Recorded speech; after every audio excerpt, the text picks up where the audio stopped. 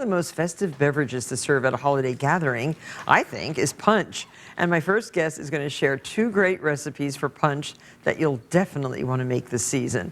He's the head bartender at the wonderful New York City restaurant Locanda Verde.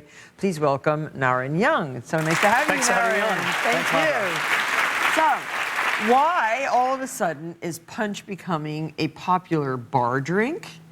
It's always been a popular kind of party drink, but no, I mean, I go to bars and they're offering punch. Yeah, well, Why? I think punch for so long had such a bad name. You know, it's kind of this thing where you throw whatever was at hand, whatever liquor you had, whatever juices were, you know, you put them in a bathtub or even better, a plastic trash can, and and you had punch. Where did you do that? I never saw that. You know, so I think that garbage pail, never. So I think a lot of the college kids maybe gave it a bad name, but now that we're looking back in history to some of the old historic recipes and we're looking for things with a bit of a story to tell, and punch certainly has that in spades, and I think it's getting some of its credibility back like it once did. You know. Do you know why I like punch? Tell me.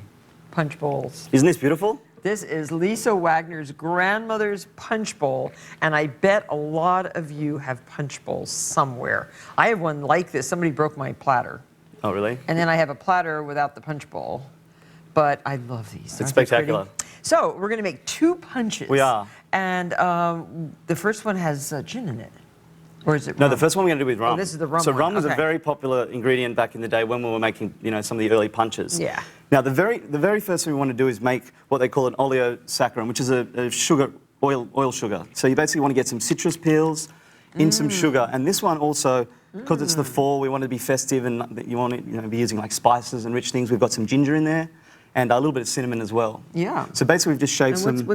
Is that all just cinnamon in the dark? This is all just some citrus peels. So we have some lemon, lime, so orange, grapefruit. I could just eat that. Right? That'd be good. That'd be good sprinkled on your Christmas cookies. Exactly. So a little bit of this. Okay, so that goes in? Okay. So this is going to be our base. Okay, that's the sweet. And we want to balance this out, With the sour. Exactly. So. But punch, it's very important not to use bottled juices or canned juices. It has to be fresh. Any cocktails at all, it's got to be fresh juice. Okay. And none of that bottled stuff you see on the shelves. 2¼ cups of fresh lime juice. Okay. So that's going to balance it out. And that acid is just going to eat up all that sugar. So we're just going to give that a quick stir.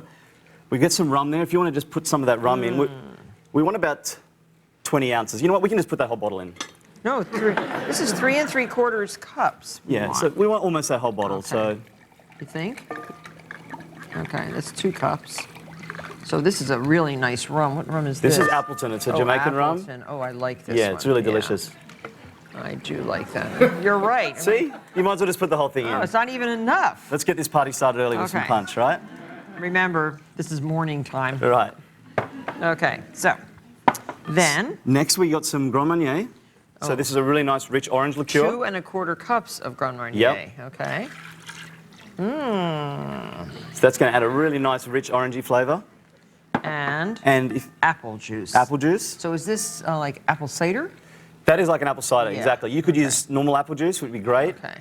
I've been pressing my own apples. I'm going to make this with my own apples. Nice, and they're right in season right now, so perfect. Yes. Actually, we need one last bit of alcohol. 1½ cups. Some amaretto, so if we want to measure that out. Amaretto and orange liqueur and Grand Marnier. So this is going to add a really nice kind of nutty flavour to it, some nice kind of almond flavours. If you say so.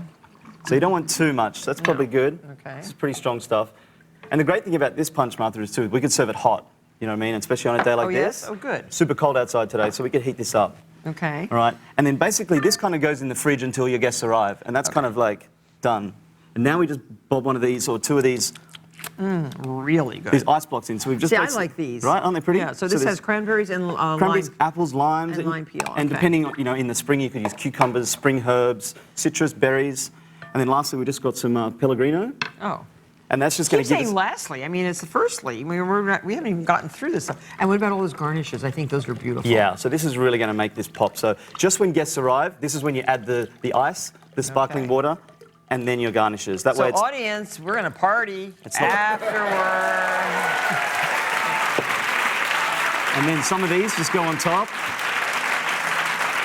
Very pretty. Right. Oh, it's a beautiful, beautiful thing. And this way with the big ice cubes, it's not going to dilute and it won't be a watery mess by the time people get there. Right? And of course, now, why this still exists, Lisa Wagner's grandmother's ladle, I have no idea, but it exists. So we must be very careful with that. And then we just get some... some grated apples? Some apple slices on top. Oh, this is very colorful and very pretty. Oh, wow, I like this a lot. right? Okay. So some of those on there. I'm going to take a tiny little taste. And then some cinnamon, just for aroma. You want to know something? It's the best punch I ever tasted. You did? Yeah. Really? Yeah. Great. Really good. So should we move on to the next one? Yes. Okay. So this one here, Really good. this is the horse and carriage punch. This was made by a friend of mine, Simon Ford, at my wedding, actually. So you have to make it with the zest of lemons, limes, grapefruits, and oranges. Or one over there, or you could just choose one of them if you wanted to. So okay. this one, I thought, let's get a really nice citrus base. Okay. So we're going to add a 1/4 cup of this. So we need... Okay. Well, that's a 1/4 cup. There we go. Okay. This one we're going to use A some... 1/3 of a cup. 1/3 of a cup. So we're going to use some lemon juice. Okay, how this much? time. A cup? No, Yep. 3/4 of a cup. So that's just going to balance that out. The recipes, by the way, are at marthastewart.com, so you don't fret.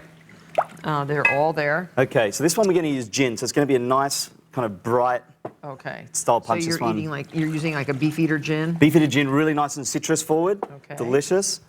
We're going to use I love Saint-Germain, some Saint-Germain, which is an elderflower, or is it elderberry or elderflower? elderflower. Elderflower Exactly. liqueur. And that has a beautiful bottle. Right. What was that? Wait. That's the 3/4 of a cup. Yeah. Oh, okay. sorry. That's the Yeah. Saint-Germain. So we need Cointreau. I have to watch this bartender. We're not going to get out of here alive. I had a few too many punches backstage before I started. And how much Cointreau? I love Cointreau. 3/4 of a cup. I love that. Here we go. Okay. Yum. That goes in. That's going to add a nice kind of orangey, bright orange flavour. This is Yes. some chamomile tea. Oh, that's a nice addition. Yeah. So a lot of the early punches use tea in their recipes. So we'll give that a nice quick stir there, Martha. And then again, we want another one of these beautiful ice blocks I in. just got that contraption to make round ice cubes. Oh yeah, aren't they great? They make a perfect sphere. Yes. Yeah, they're oh, great. so much fun. And so I put them all in the freezer. I'm having a party later on this week, and I'm going to make these punches. And then we finish this one a bit more extravagant. It's some champagne. Oh, You could wow. use some dry sparkling So wine, but would this you is the really- Martha Stewart would you show, so we really use use only the a- real McCoy. Would you really use a Veuve Clicquot in here? Oh, you could, why not? But, you know, any dry sparkling Could wine. use a Cava, less expensive? Cava, Prosecco, absolutely, Okay. absolutely. And then, again, just to finish this off. I have to have a little taste of this. I'm buzzing from the first one. I mean, just a sip. Already? Yeah, I mean, it only takes a sip. Right. At this time in the morning, come on. And this one, in season, pomegranates right now, some of these on top. Oh, you can taste the Saint-Germain. Right? It's really nice floral, lychee kind of flavour. And rose petals. Look at that. Make Look how pretty sure that they looks. are not poisonous rose petals. Right? Some of that on top. And then, again, That's very pretty. just to finish, some nutmeg this time. We Oh, always want nice. some spice in there. And that's going to add a really nice aroma to our cocktail. And again, in a pink depression glass bowl with pink depression glass cups, what a gorgeous presentation. You're going to have a really great party if you serve one of these. And I think it really does. I mean, everybody wants this at a party, and everybody's in a good mood. One little drink like this, and your whole party is a success. That's all you really need.